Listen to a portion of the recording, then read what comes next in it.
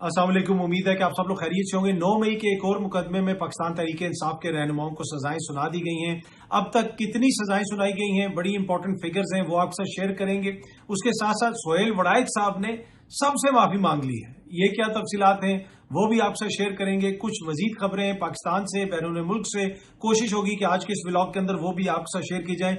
खसूसन जो लाहौर का हल्का है 1 to 9 जिमनी इंतखाब जहां पे होना है, उस हवाले से एक बड़ी इंपॉर्टेंट खबर है, वो भी आपसे शेयर करेंगे। सबसे पहले आज की बड़ी खबर, पाकिस्तान तहरीक इंसाफ के मजीद रहनुमाओं को 9 मई के मुकदमात में सजाएं सुना दी गई हैं। आज जिन लोगों को सजाएं सुनाई गई उनमें उमर यूब साहब शामिल हैं, कमल शोजब साहिबा शामिल हैं, जरताज गुल साहिबा शामिल हैं, शिबली फराज साहब शामिल हैं, शेख राशिद रफीक साहब जो शेख रशीद साहब के भांजे हैं वो शामिल हैं। उसके अलावा और भी इनके कुछ रहनुमा हैं जिनको सजाएं सुनाई गई हैं। अब तक जो टोटल सजाएं सुनाई गई हैं, अगर आप उनको देखें, आज जिस मुकदमे का फैसला आया ये बुनियादी तौर पे राना सनाउल्लाह साहब के डेरे या घर के ऊपर हमले का केस है। वहां पे कोई पथराव वगैरह हुआ था। इसमें 59 मुल्जिमान को 10-10 साल कैद की सजा सुनाई गई, जिसमें जरताज गुल भी हैं और उसके साथ साथ कमल शोजब भी हैं और दीगर रहनुमा भी शामिल हैं। अब ख्वातीन का नाम मैं इसलिए ले रहा हूं कि कुछ मैंने फिगर्स आपके साथ शेयर करने हैं। एनीवे, आज जिन मुल्जिमान को 10-10 साल सजा सुनाई गई, अगर आप इसको टोटल करें तो सिर्फ राना सनाउल्लाह साहब के घर के ऊपर हमले के केस में पाकिस्तान तहरीक इंसाफ वालों को 600 साल से ज्यादा की सजा सुनाई गई है। 10 साल की 59 मुल्जिमान को सजाएं सुनाई गई हैं। उसके अलावा कुछ दीगर मुल्जिमान भी हैं जिनको कम सजाएं सुनाई गई हैं। फवाद चौधरी और जैन कुरैशी साहब को बरी कर दिया गया है। इसी तरीके से 9 मई का एक और जो केस था वो भी फैसलाबाद का केस था, उसमें 107 मुल्जिमान को 10-10 साल कैद की सजा सुनाई गई, जो टोटल 1070 साल बनते हैं। इसी तरह 28 मुल्जिमान को 10-10 साल की सजा सुनाई गई। एक और मुकदमा था फैसलाबाद का जो टोटल 280 साल बनते हैं। पंजाब असेंबली के जो अपोजिशन लीडर हैं मलिक अहमद बच्चर समेत 44 मुल्जिमान को 10-10 साल कैद की सजा सुनाई गई सरगोदा में, जो तकरीबन 440 साल बनते हैं। इसी तरह 36 दीगर मुल्जिमान को 10-10 साल की सजा सुनाई गई लाहौर में, जो 360 साल बनते हैं। इस्लामाबाद की अदालत से चित्राली साहब को, अब्दुल लतीफ चित्राली साहब को 10 साल की सजा सुनाई गई। और इसी तरह अगर आप 9 मई के मुकदमात जो फौजी अदालतों में चले हैं उनमें से 25 मुल्जिमान को 10-10 साल की सजा सुनाई गई, जो 250 साल है। 60 मुल्जिमान को 10-10 साल की सजा सुनाई गई एक और मुकदमे में जो 600 साल है। तो टोटल 371 मुल्जिमान को अब तक 3620 साल यानी तकरीबन 4000 साल की सजाएं सुनाई जा चुकी हैं पाकिस्तान तहरीक इंसाफ के रहनुमाओं को और इनके कारकुनान को। पाकिस्तान की तारीख में इतनी सजाएं मुझे याद नहीं पड़ता कि कभी किसी सियासी जमात को सुनाई गई हो। सिर्फ अगर आप जरताज गुल का जिक्र कर लें तो जरताज गुल को अब तक 40 साल कैद की सजा सुनाई जा चुकी है। क्या हमने हालिया तारीख में देखा कि पाकिस्तान के अंदर किसी सियासी खातून को, सियासत से ताल्लुक रखने वाली ऐसी शख्सियत को जो MNA रह चुकी हो, वफाकी वजीर रह चुकी हो, एक खातून सियासी रहनुमा हो, उनको इतनी ज्यादा सजाएं सुनाई गई हों? आज के मुकदमे में भी जरताज गुल साहिबा को सजा सुनाई गई। इससे पहले भी जो फैसला आया था फैसलाबाद से, उसमें उनको सजा सुनाई गई। ये सामने आप देख सकते हैं 7 मई को जरताज गुल साहिबा की बहुत सारी पोस्ट है कि 7 मई को वो डेरा गाजी खान में ये कर रही हैं, जनाब वो यहाँ पे किसी मोटर्स का उन्होंने इफ्तिताह करना है, इस शादी पे वो गई। ये सारी सोशल मीडिया पोस्ट जो है ये रिकॉर्ड का हिस्सा है। 7 मई को वो डेरा गाजी खान में मौजूद थी, लेकिन उनको सजा सुना दी गई, बाकी कुछ लोगों को बरी भी कर दिया गया। अब 7 मई के हवाले से जरताज गुल के ऊपर इल्जाम यह है कि जनाब वो जमान पार्क में थी और वहां पे एक साजिश तैयार हो रही थी और उसमें उन्होंने हिस्सा लिया था। लेकिन 7 मई को तो वो ना जमान पार्क में थी, ना फैसलाबाद में थी, ना 9 मई को फैसलाबाद में थी, वो डेरा गाजी खान में थी। ये जो सारी पोस्ट उन्होंने शेयर की हुई है उसमें आप देख सकते हैं कि मुख्तलिफ मौकों पे वो मुख्तलिफ जगहों पे हैं डेरा गाजी खान के अंदर ही। लेकिन यकीनन मोअज़्ज़िज़ अदालत के सामने कोई ऐसे सबूत आए होंगे कि जिनकी वजह से उन्होंने फिर ये जो है वो सजा उनको सुना दी और बाकी दीगर लीडरान को भी सजाएं सुना दी गई। और अब तक पाकिस्तान तहरीक इंसाफ के लोगों को तकरीबन 4000 साल के करीब सजा सुना दी गई है। लेकिन इसका लुबे लुबाब क्या है? लुबे लुबाब यह है कि 4000 साल सजाओं के बावजूद आज भी पाकिस्तान तहरीक इंसाफ इस हालत में है कि पीपल्स पार्टी और नून लीग वाले कह रहे हैं कि जी मिलके हमने इनके खिलाफ इलेक्शन लड़ना है, अकेले हम इनसे इलेक्शन नहीं लड़ सकते। ये ग्राउंड रियलिटी है। 4000 साल सजाएं सुनाने के बाद ان کی تمام بڑی جو لیڈرشپ ہے ان کو سزائیں سنانے کے بعد ابھی بھی یہ مل کے الیکشن لڑنا چاہتے ہیں، کیونکہ ان کو پتا ہے کہ گراؤنڈ پہ تحریک انصاف کی پوزیشن بڑی مستحکم ہے۔ اب ایک حلقہ جو بڑا امپورٹنٹ ہے، حلقہ 129، اس میں عماد اظہر صاحب کے کاغذات نامزدگی منظور ہو چکے ہیں اور انہوں نے الیکشن لڑنا ہے، اور یہی کہا جا رہا ہے کہ ان کو سمپتی ووٹ بھی بہت زیادہ ملے گا۔ لیکن میں یہ خبر آپ کے ساتھ شیئر کر رہا ہوں، بریکنگ نیوز آپ کے ساتھ شیئر کر رہا ہوں کہ عماد اظہر ہو سکتا ہے کہ اس الیکشن میں حصہ نہ لیں۔ اس کی وجہ کیا ہے؟ اس کی وجہ یہ ہے کہ ان کو خدشہ یہ ہے کہ اگر وہ حصہ لیں گے اور وہ MNA بنتے تو ان کو بھی کسی مقدمے میں کنوکٹ کر دیا جائے گا، ان کو بھی اسی طرح 10 سال کی سزا سنا دی جائے گی۔ فواد چودھری صاحب MNA نہیں ہیں، وہ بری ہو گئے ہیں، ویسے تو ذہین قریشی صاحب بھی بری ہو گئے، لیکن عماد اظہر صاحب کو اگر وہ MNA بن جاتے ہیں، جو انہوں نے بن جانا ہے، اگر وہ الیکشن لڑتے ہیں تو وہاں پہ جتنی ان کی لیڈ ہے اس کو کور کرنا اتنا آسان نہیں ہوگا تمام تر چیزوں کے باوجود۔ تو ان کو خدشہ یہ ہے کہ اگر وہ MNA بنتے ہیں تو ان کو کنوکٹ کر دیا جائے گا، کسی مقدمے میں سزا دے دی جائے گی، پھر وہ حلف بھی نہیں اٹھا سکیں گے اور پاکستان تحریک انصاف کی یہ سیٹ دوبارہ ضائع ہو جائے گی، پھر انتخاب میں جانا پڑے گا۔ تو اس وجہ سے اسی حلقے کے اندر جو کہا جا رہا ہے کہ جی عماد اظہر کے علاوہ کسی اور نے ٹکٹ نہیں جمع کروایا ہوا یا کسی اور نے کاغذات نامزدگی جمع نہیں کروائے ہوئے، وہاں پہ بیک اپ کینڈیڈیٹس ہیں، دیگر کینڈیڈیٹس بھی ہیں، اور ان میں سے ایک عماد اظہر صاحب کی اپنی برادری کے ان کے کزن بھی ہیں، اور وہ میرے خیال میں، ابھی میں نام نہیں لیتا، میرے خیال میں وہ فرنٹ رنر ہوں گے اگر عماد اظہر صاحب نے اس الیکشن کے اندر حصہ نہیں لیا۔ اچھا جی، محمود اچکزئی صاحب نے اپوزیشن لیڈر نامزد ہونے کے بعد تمام جو تحریک تحفظ آئین پاکستان کی موومنٹ ہے اس میں جتنی بھی جماعتیں شامل ہیں ان سب کی لیڈرشپ سے بات چیت کی اور سب نے ان کو اپنی سپورٹ کی یقین دہانی کروائی ہے۔ عمران خان صاحب نے ان کا نام فائنل کر دیا تھا، ان کا نام بھیج دیا تھا اندر۔ اب پاکستان تحریک انصاف کی جو پولیٹیکل کمیٹی ہے، دیگر لوگ ہیں، وہاں پہ یہ ساری بحث چل رہی ہے، کچھ لوگ اس کی مخالفت کر رہے ہیں، لیکن کچھ لوگ یہ سمجھتے ہیں کہ یہ بڑا اچھا فیصلہ ہے کہ جس طرح عماد اظہر صاحب نے الیکشن تو جیت جانا ہے، لیکن ان کو ڈر ہے کہ جو ہی وہ الیکشن جیتیں گے ان کو کسی مقدمے میں کنوکٹ کر دیا جائے گا۔ یہ سلوک ہو نہیں سکتا محمود خان اچکزئی کے ساتھ، نہ ہی ان کو 9 مئی میں ملوث کیا جا سکتا ہے۔ تو اس وجہ سے یہ عمران خان صاحب کا کہتے ہیں کہ جی بڑا زبردست ایک سیاسی کارڈ ہے، لیکن اپنی جماعت کے اندر سے کچھ لوگ جو ہیں، ان کی جماعت کے اندر سے کچھ لوگ جو ہیں وہ اس کی مخالفت کر رہے ہیں۔ اسی طریقے سے اب پنجاب کے اندر بھی اپوزیشن لیڈر کا انتخاب ہونا ہے، خان صاحب نے نام مانگے ہوئے ہیں، اب دیکھتے ہیں کہ وہاں پہ کون اپوزیشن لیڈر ہوگا۔ ویسے تو جن لوگوں کو سزائیں ہوئی ہیں ان کو پوری کوشش کی جائے گی کہ ان کو کسی طریقے سے قانونی ریلیف دلوایا جائے، لیکن ان حالات کے اندر مجھے وہ اتنی جلدی ہوتا ہوا نظر نہیں آ رہا۔ اچھا جی، سلمان اکرم راجہ صاحب نے بھی پچھلے دنوں علی بخاری صاحب کے ذریعے عمران خان صاحب کو یہ پیغام بھجوایا تھا کہ جتنے کیسز چل رہے ہیں، جو کچھ معاملات ہیں قانونی، تو لہٰذا آپ مجھے سیکرٹری جنرل کے عہدے سے ہٹا کر قانونی معاملات پر توجہ دینے کا موقع دیں، تاکہ میں صرف قانونی معاملات کو دیکھتا ہوں، یہاں پہ مجھے سیاست بھی دیکھنی پڑتی ہے۔ لیکن عمران خان صاحب نے انکار کر دیا، انہوں نے کہا جی سلمان اکرم راجہ صاحب ہی سیکرٹری جنرل رہیں گے، اور سلمان اکرم راجہ صاحب سے بھی بہت سارے PTI کے اندر جو سیاسی دیگر لوگ ہیں ان کو کافی گلے شکوے ہیں، لیکن عمران خان صاحب نے واضح طور پہ کہا کہ نہیں جناب، سلمان اکرم راجہ صاحب ہی کیری آن کریں گے۔ اچھا جی، سہیل وڑائچ صاحب نے سب سے ہی معافی مانگ لی ہے۔ آج جو انہوں نے کالم لکھا، انہوں نے کہا جی اگر بات مجھ تک آ گئی ہے تو میں تو سب سے معافی مانگتا ہوں۔ اس میں انہوں نے فضا علی کا بھی ذکر کر دیا، PTI کا بھی ذکر کر دیا، ہر کسی کا ذکر کر دیا کہ جناب میں سب سے معافی مانگتا ہوں۔ اور انہوں نے اپنے کالم میں لکھا ہے جی کہ سب سے اہم معافی میں جنرل احمد شریف چودھری یعنی DG ISPR صاحب سے مانگتا ہوں کہ انہیں مجھ سے گلہ ہوا، حالانکہ نہ میری ایسی کوئی نیت تھی نہ خواہش، میری معافی حاضر ہے، بس ہمیں تھوڑی سپیس چاہیے، دل بڑا کر کے وہ دیتے رہیں۔ آگے انہوں نے یہ بھی لکھا، میں ہر ایک ناراض سے جھک کر معافی کا، انہوں نے کہا کہ معافی کا طلبگار ہوں، خواستگار ہوں، اور تسلیم کرتا ہوں کہ غلطیاں 100% ہو جاتی ہیں اور میری ہیں اور سب خوبیاں ان کی ہیں۔ اس میں انہوں نے سب کے نام پہلے لکھ دیے، PTI یہ وہ، اور آخر میں پھر انہوں نے کہا کہ سب سے اہم معافی میں DG ISPR صاحب سے مانگتا ہوں۔ مسئلہ یہ ہے کہ اس سے پہلے جو انہوں نے لکھا تھا اس میں انہوں نے ٹرولز کو بھی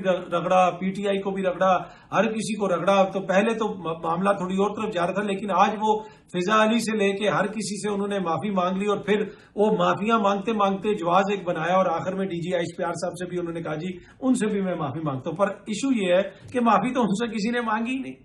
مین ایشو تو وہ ہے نا جو کہا گیا کہ ان کے کالم میں جو چیز لکھی گئی وہ من گھڑت ہے، تو کیا اس کی انہوں نے کوئی تردید کی کہ وہ من گھڑت تھی؟ وہ میں نے اپنی طرف سے لکھ دی. اس کے اوپر کوئی زیادہ چیز ابھی تک کلیئر نہیں ہے. تو باقی خدا نہ خواستہ معافی تو میرا نہیں خیال کہ کسی نے بھی کہا تھا کہ وہ معافی مانگے. ہاں انہوں نے اپنے کالم میں یہ ضرور مشورہ دیا تھا عمران خان صاحب کو کہ آپ معافی مانگ لیں.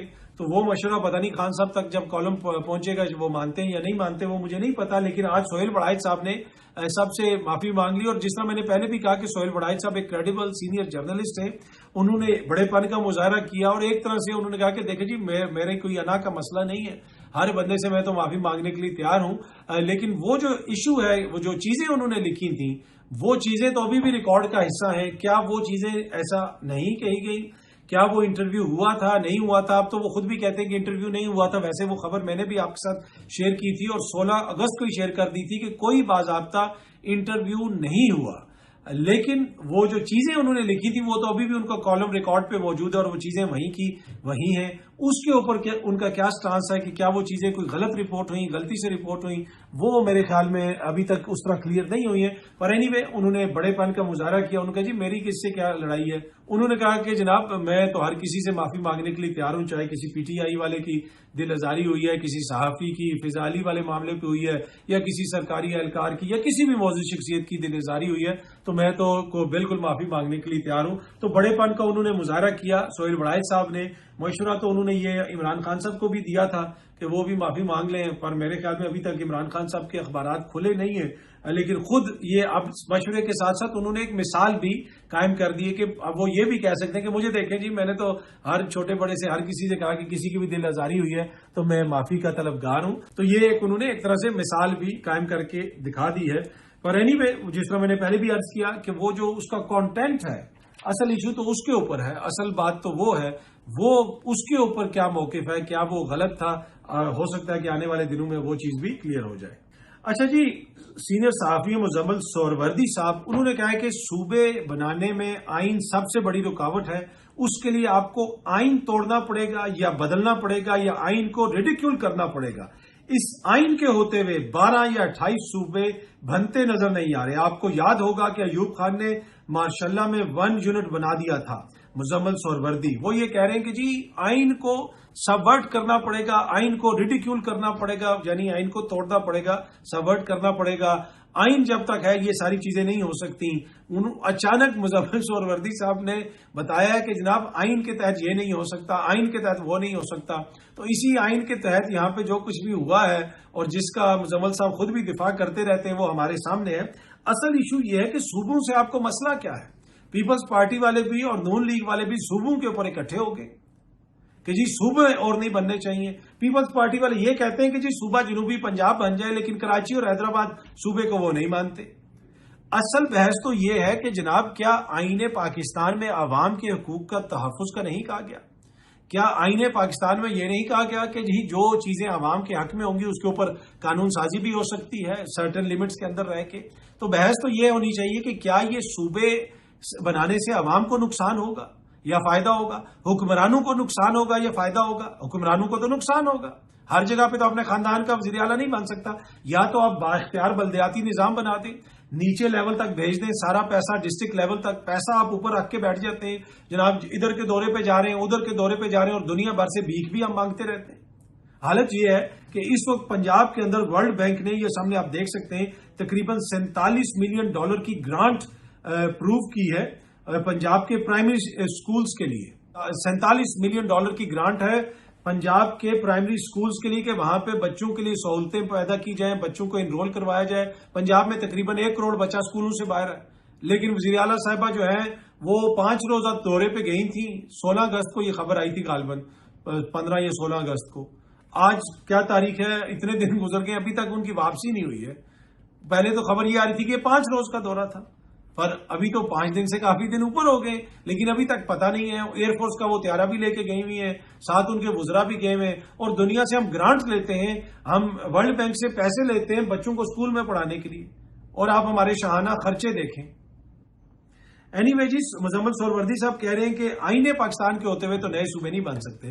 باقی جو کچھ ملک میں ہو رہا ہے آئین پاکستان کے ہوتے ہوئے اس کے اوپر مزمل صاحب کو مکمل جو ہے نا کسی قسم کا کوئی مکمل اطمینان ہے, کسی قسم کا کوئی اعتراض نہیں ہے. میرا اس میں ٹوٹل یہ ہے کہ صوبے اگر نئے بنتے ہیں, اگر اس میں پاکستان کی عوام کا فائدہ ہے تو وہ ہونا چاہیے. اب اچانک ان کے دانشور بھی شروع ہو گئے کہ جی یہ بحث کہاں سے آ گئی، یہ بحث اسٹیبلشمنٹ نے کروا دی، اس نے کروا دی. بھائی اسٹیبلشمنٹ نے کروائی ہے یا یوگوسلاویا نے کروائی ہے اس کا مجھے نہیں پتا، لیکن میری بحث یہ ہے کہ کیا صوبے بننے سے، اختیارات نیچے جانے سے عوام کا فائدہ ہوگا یا نقصان ہوگا؟ یہ اصل بحث ہے. اگر اختیارات نیچے تک جاتے ہیں، صوبے بنا لیں یا آپ بلدیاتی نظام ایسا بنا لیں کہ پیسہ نیچے تک جائے، تو آپ دیکھیں گے کہ یہ بڑے بڑی شخصیات ناظم کا اور کونسلر کا الیکشن لڑی ہوں گی، اس سے عوام کا فائدہ ہوگا، لوکل سطح پہ پیسہ خرچ ہوگا. یہ نہیں ہوگا کہ سارا پیسہ جو ہے وہ ڈی آئی خان میں، پشاور میں، لاہور میں، کوئٹہ میں یا کراچی میں یا لاڑکانہ میں خرچ ہو جائے. جدھر کا ضلع ہوگا، جدھر کا فنڈ ہوگا، وہ وہیں پہ خرچ ہوگا. تو اس میں تو عوام کا فائدہ ہے، لیکن ان حکمران جو اشرافیہ ہے اس کو بڑی تکلیف ہو رہی ہے اس سے. اچھا جی، جدہ میں او آئی سی کی کانفرنس ہو رہی ہے فلسطین کے حوالے سے، اور وہاں پہ مختلف باتیں ہو رہی ہیں. میں دیکھ رہا تھا سعودی عرب جو ہے اس نے بھی اس میں بات کی، ہمارے جو نائب وزیر اعظم صاحب ہیں وہ بھی گئے ہوئے. اس وقت جو فلسطین میں حالت ہے، ہم اپنی اس تاریخ کی حالیہ تاریخ کے اندر پہلی دفعہ دیکھ رہے ہیں کہ ایسے بڑے پیمانے پہ لوگوں کو بھوک سے مارا جا رہا ہے. ایڈ کنٹرول کی جا رہی ہے. اب فوڈ کو یعنی خوراک کو ہتھیار کے طور پہ استعمال کیا جا رہا ہے. یہ تمانچہ پورے سویلائز جو ورلڈ ہے یہ اس کے منہ پہ ایک تھپڑ ہے. اور یہاں پہ بڑے نعرے لگے تھے کہ نیور اگین، دوبارہ ایسا نہیں ہوگا. کس نے لگائے تھے؟ یہ پوری ہسٹری ہمیں پتا ہے. لیکن آج کیا کیا جا رہا ہے وہاں پہ، اسرائیل کیا کر رہا ہے، اس پہ کیسے مغرب خاموش ہے. او آئی سی کے اجلاس ہو رہا ہے، آپ کہیں گے کہ بھائی اطہر کاظمی صاحب آپ کا دماغ تو نہیں خراب ہو گیا؟ او آئی سی کا اجلاس ہو رہا ہے اور آپ مغرب کے پیچھے پڑ گئے. اور بھائی آپ کو امید ہے کہ او آئی سی کچھ کرے گا؟ او آئی سی نے کشمیر کے معاملے پہ کیا کیا؟ او آئی سی جو سارے عرب ممالک جو ہے آگے پیچھے ہیں. یہ اگر پیدل چلنا شروع ہو جائیں اسرائیل کی طرف تو وہ وہاں پہ ان کے لیے مسئلہ کھڑا ہو جائے گا. انہوں نے کیا کیا اب تک؟ آپ کو ان سے امید ہے؟ مجھے تو ان سے کوئی امید نہیں. مجھے اگر ابھی بھی کوئی امید ہے تو وہ مغرب کی ویسٹرن کنٹریز کی جو عوام ہے ان سے ہے. سب سے بڑے بڑے جلسے وہاں پہ ہوئے، جلوس وہاں پہ ہوئے، وہاں پہ پبلک اوپینین چینج ہوا ہے، وہاں کی حکومتوں پہ پریشر پڑ رہا ہے. یہ تو او آئی سی کے بہت سارے ممالک تو ایسے ہیں جہاں پہ آپ فلسطین کے حق میں مظاہرہ نہیں کر سکتے، اور یہ اکٹھے ہو کے دنیا کو بتائیں گے ان کی کیا کریڈیبلٹی ہے، یہ اپنے عوام کے ساتھ کیا کرتے ہیں. میجورٹی ان میں سے جو ممالک ہیں ادھر آپ کوئی ڈیموکریٹک رائٹس دیتے ہیں؟ تو ان سے اگر کسی کو امید ہے تو اچھی بات ہے، ہونی چاہیے. مجھے کم از کم کوئی امید نہیں کہ او آئی سی کچھ کرے گا تو وہ جناب ادھر سے کوئی حل نکل آئے گا. او آئی سی نے جب بھارت نے پاکستان پہ حملہ کیا تھا کتنا ہمارا ساتھ دیا، کشمیر کے معاملے پہ وہ کتنا ہمارا ساتھ دیتے ہیں وہ ہمیں نہیں پتا. اچھا، کل وہ ایک خبر بھی آ رہی تھی کہ جی وہ سندھ طاس معاہدے کے تحت بھارت نے پاکستان کو خبردار کر دیا. بھائی وہ سندھ طاس معاہدے کو نہیں مانتے. آئی ڈونٹ نو کہاں سے یہ لوگ خبریں دیتے ہیں، کہاں سے یہ خبر آتی ہے. وہ کوئی خبر آئی ہوگی تو وہ ڈپلومیٹک چینلز کے ذریعے پاکستان کو بتایا گیا ہوگا کہ پانی آگے آ رہا ہے. انہوں نے سندھ طاس معاہدے کو کینسل کیا ہوا ہے. جب تک مودی جیسی وہاں پہ ایک انتہا پسند رجیم ہے، آپ سمجھتے ہیں کہ وہ کبھی سندھ طاس معاہدے کو بحال کریں گے؟ وہ تو انہوں نے انٹرنیشنل بارڈر کی خلاف ورزی کی پاکستان کے اندر، باقی جو کچھ وہ کروا رہے. لیکن کل میں دیکھ رہا تھا کہ جی رات کو میڈیا پہ اچانک خبر آنا شروع ہوگی کہ سندھ طاس معاہدے کے تحت انہوں نے انفارم کر دیا. بھائی کوئی انہوں نے سندھ طاس معاہدے کو نہیں مانا. وہ تو بے شرمی کا ڈٹائی کا مظاہرہ کر رہے ہیں ہر جگہ کے اوپر. لیکن ہم یہاں پہ خبر یہاں پہ آ رہی تھی کہ جی وہ نہیں، میری جو خبر ہے کہ ایسی کوئی بات نہیں. اور ابھی بھی بھارت اسی ڈھیٹ پن کے اوپر کھڑا ہے کہ جناب ہم سندھ طاس معاہدے کو نہیں مانتے، جو عالمی قوانین کی بہت بڑی خلاف ورزی ہے. اس کے اوپر کتنی بات کی ہے او آئی سی نے. Anyway to be honest O I C I don't think کہ وہ کچھ بھی کر سکے گا فلسطین کے حوالے سے. بس زبانی جمع خرچ. ساتھ مصر ہے، مسلمان ملک ہے. انہوں نے کیا کیا؟ انہوں نے غزہ کا بارڈر بند کیا ہوا ہے. بھائی وہی بارڈر کھول دیں، وہیں سے خوراک بھیج دو. تو وہ تو اسرائیل کے ساتھ مل کے سب کچھ کر رہے ہیں، امریکہ کے ساتھ مل کے سب کچھ کر رہے ہیں. اسی وجہ سے سب سے کم ٹیرف جو ہے وہ مصر کے اوپر لگا ہوا ہے. ان کو امداد بھی ملتی ہے. وہاں پہ کتنی جمہوریت ہے، وہاں پہ کیا کچھ ہوا وہ ہمارے سامنے ہے. تو اگر آپ کو امید ہے تو اچھی بات ہے. امید کو بندے کو نا امید نہیں ہونا چاہیے. مایوسی جو ہے وہ گناہ ہے. لیکن ٹو بی آنیسٹ مجھے جو ہے نا کافی زیادہ تحفظات ہیں. میں نہیں سمجھتا کہ او آئی سی کوئی بڑا حل اس کا نکالنے میں کامیاب ہوں گے. ہزاروں بچے مروا دیے، کیا پورا غزہ کو ملیا میٹ کروا دیا. ابھی یہ بیٹھے ہوئے وہاں کانفرنس کر رہے ہیں، منرل واٹر سامنے پڑے ہوئے، اچھے سے ہوٹلوں میں جائیں گے، بہترین کھانا کھائیں گے، وی آئی پی فلائٹس اڑیں گی، وی آئی پی گاڑیوں میں یہ پھریں گے. اور وہاں پہ غزہ کے بچے جو ہیں وہ ان کی جو حالت ہے وہ آپ دیکھتے، وہ بندہ دیکھے تو برداشت نہیں کر سکتا. اور ان یہ پر آسائش اور آسودہ کمروں میں بیٹھ کے غزہ کے مسائل حل کریں گے. ایسے غزہ کے مسائل حل نہیں ہوتے. بہت جلدی آپ سب دوستوں سے دوبارہ ملاقات ہوگی. Thank you very much.